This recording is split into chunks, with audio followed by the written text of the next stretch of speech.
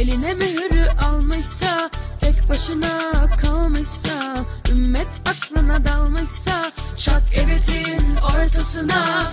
Gel evetin altına çak, yer yerinden oynayacak.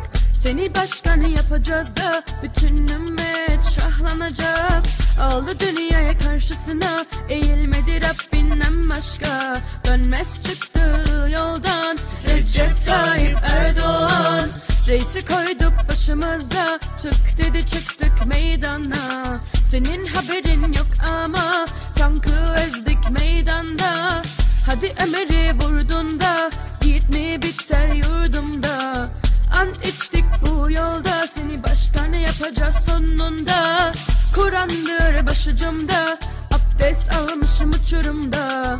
Dönmeyiz bu yolda, düşman bize kurşun sıksa. Kur'an'dır başucumda, abdest almışım uçurumda.